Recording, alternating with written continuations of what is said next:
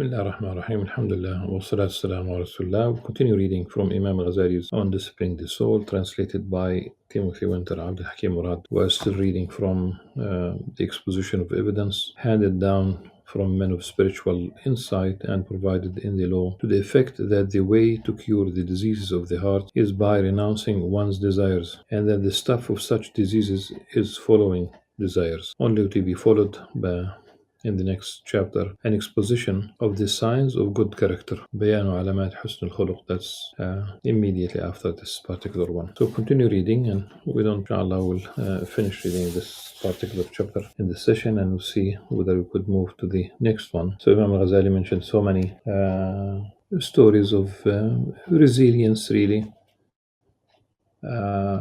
whereby one would not listen to temptation, even when it's halal. We don't talk about that which is haram. Absolutely permissible, like spending, and we did comment on this. Just remember that Imam Al-Ghazali at one point says that he might resort to extreme cases to drive the idea. It's not intended in itself.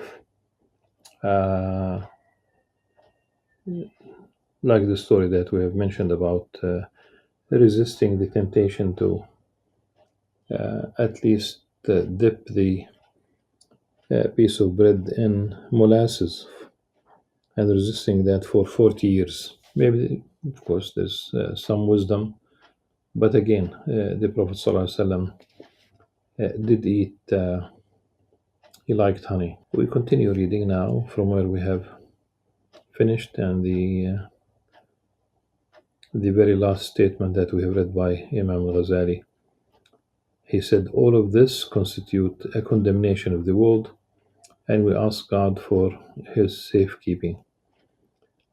And the condemnation of the world, there are scholars who said that every ni'mah is really, the place of every ni'mah is really on this earth. There are ni'am definitely in the universe, but we talk about that which really your what Allah subhanahu wa ta'ala provided you in terms of sustenance, your family, your offspring, the ni'am, and all the ni'am that in fact there are places on earth that are, of course, holy. So a direct condemnation. Some scholars understood the condemnation is a condemnation of that which distracts you from Allah subhanahu wa ta'ala. Not that in itself is condemned. So Imam Ghazali continues, the resolute Sufis have tested their hearts during states of rejoicing in the world, and have found them to be hard, wanton, and slow to be affected by the remembrance of God and the last day. The very idea of the last day, that one will be held accountable, it shows the temporality of this world.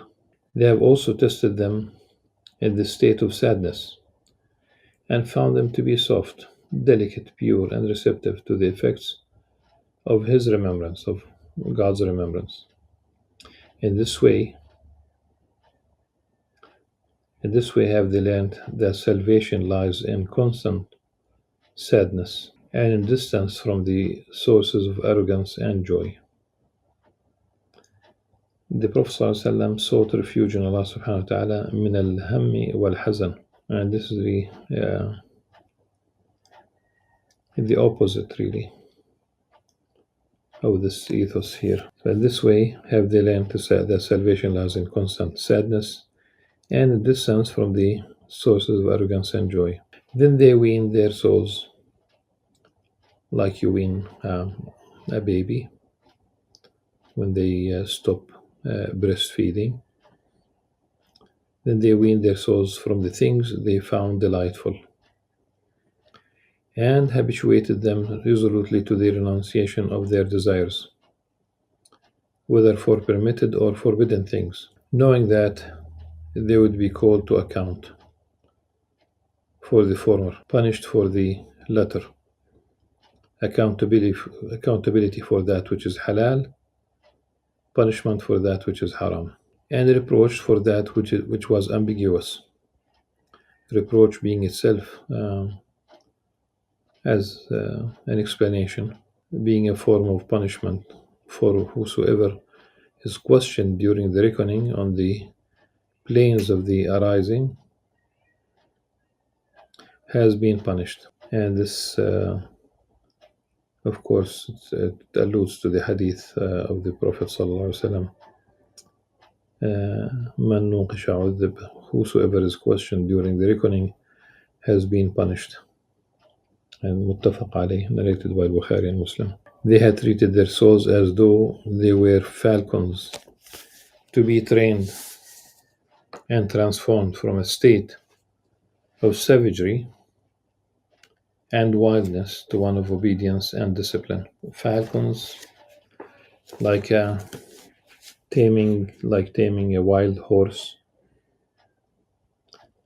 and as if basically you strive to tame the soul throughout the day, and by the evening you think that you have tamed the horse. You go to sleep, and the next day, as if the horse needs a fresh session of taming. The soul is rebellious, so to be transformed from a state of savagery and wildness to one of obedience and discipline. I say that you try to tame the soul, and you think that you are in control. Imam Al-Ghazali says that there is a battle,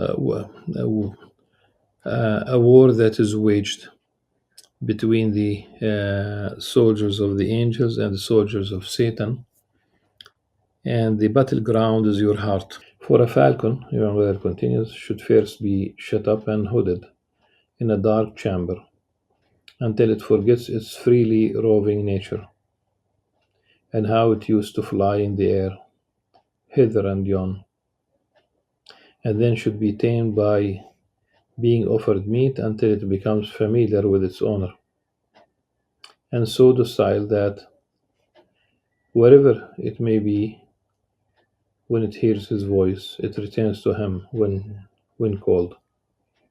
The soul is similar. It does not become tame before its Lord or enjoy his remembrance of Allah subhanahu wa ta'ala, until it is weaned from its habits. Firstly, through enduring isolation and retreat, in order to keep the hearing and the sight from familiar things, and secondly, through acquiring the habit of praise, remembrance, and prayer while still in a state of retreat, until it becomes dominated by familiarity with God's remembrance rather than with the world and its desires. This is a heavy burden for the aspirant at the outset, but ultimately becomes a source of pleasure, in the manner of a small boy who finds being weaned from the breast a hardship and cries bitterly and with anguish, and is repelled by the food which is set before him as a substitute for his milk. However, if he is then denied any milk at all, he finds his abstinence from food extremely exhausting, and when hunger overmasters him, he eats. What happens with children who are not weaned early? وفصاله في عامين. So it seems that the maximum, everybody knows that babies should not really continue to breastfeed. I know of one case. I knew the mother, and I knew the her son. I know the family well enough. Um her youngest son continued to breastfeed until he went to school, and she used to go during the break when kids have their lunch. She would manage to breastfeed her son during the break, a private place, and because that will be definitely very embarrassing.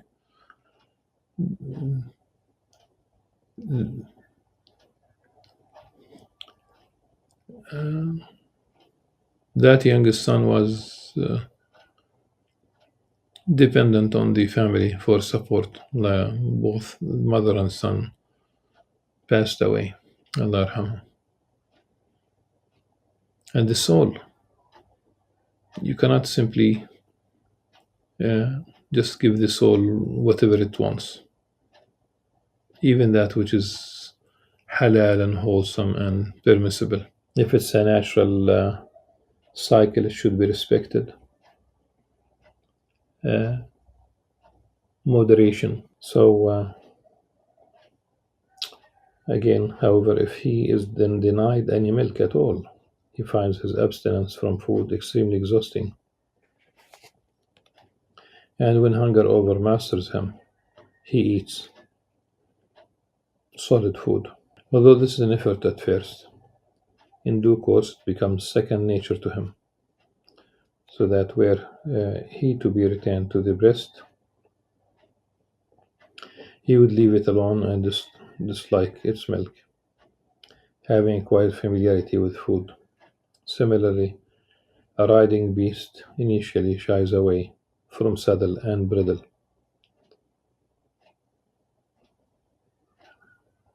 and will not be ridden, and has to be forced to endure these things, and must be restrained with chains and ropes from the roaming at will, which had been its custom. Later it becomes so familiar with these things that when it is left untethered, it stands quite still. I've seen a documentary that in which there was taming in two different uh, cultures. In one culture they resorted to harsh measures, and in the other one there were no harsh measures at all. And as if the trainer uh, gained the trust, gained the of the of the horse, and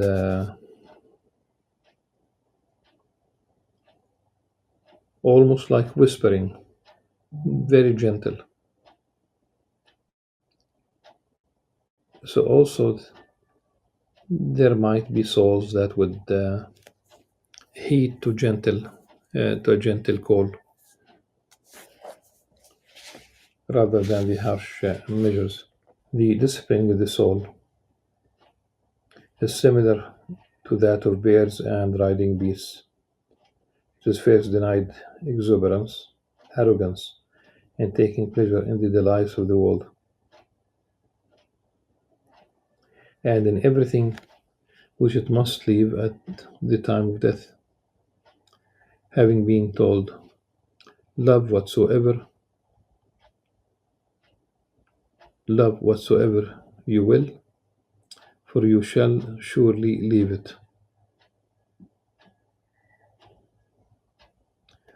Either you leave it, or sometimes it leaves you even before death. so that when it realizes that the man who loves a thing which he must lose will certainly suffer. It occupies itself with the love of that which it shall never lose, which is the remembrance of God, which shall accompany him into his grave and never depart from him. All of this is achieved by means of endurance, which lasts but a few days, since this life is short in comparison with the length of the life to come. And there is not a single intelligent man who is not happy to endure the hardships of travel and of learning a trade, and so forth, for 1 month, in order to enjoy himself for a year or for the rest of his life. When compared with eternity, it is as though all of one's lifetime is less than 1 month of one's life. Thus, one must struggle and endure, as if it is as though all of one's lifetime is less than 1 month of one's life compared to eternity. It's practically nothing, not even that. You divide this life by infinity, and it's nothing. For in the morning of people, for in the morning people praise the one who traveled by night, when the blindness of slumber depart from them, as Ali, may God be pleased with him, said. فعند الصباح يحمد القوم السرى وتذهب عنهم عمايات الكرى. Like the morning light removes the metaphorical blindness that was caused by darkness. Also alluding to at the moment of death, فبصرك اليوم حديد, your sight becomes keen. You see what you could not see before. The other realm, the angels and whatever one will see at that moment. This life blinds in a sense.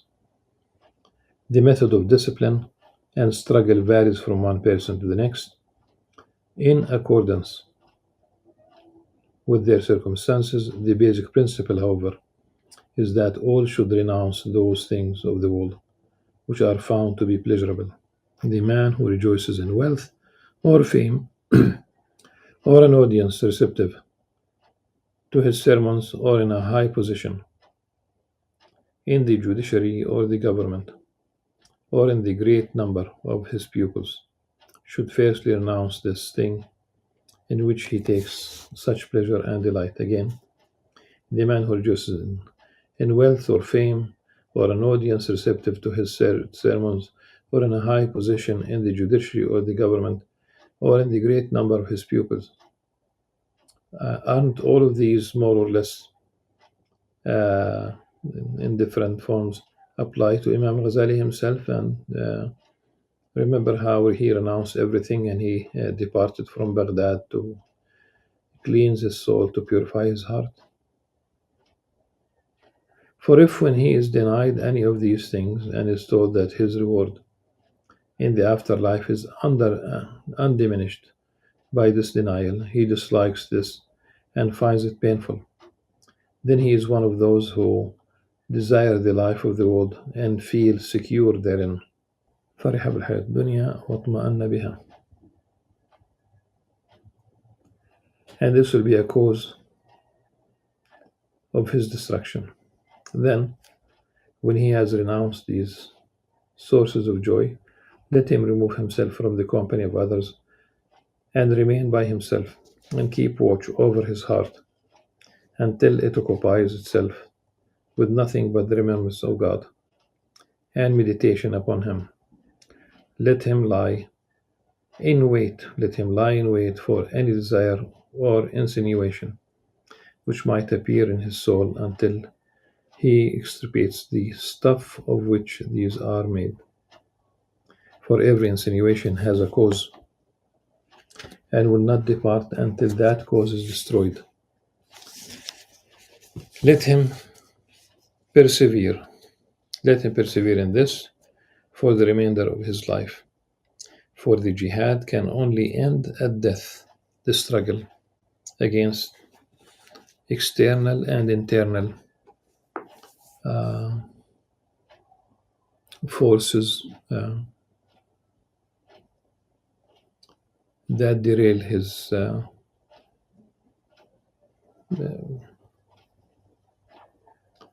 path to submit himself fully to the will of Allah subhanahu wa ta'ala. This is the end of this particular chapter. Inshallah, in the next one, we will start reading an exposition of the signs of good character. Until then, سبحانك اللهم وبحمدك أشهد أن لا إله إلا أنت أستغفرك وأتوب إليك. السلام عليكم ورحمة الله وبركاته.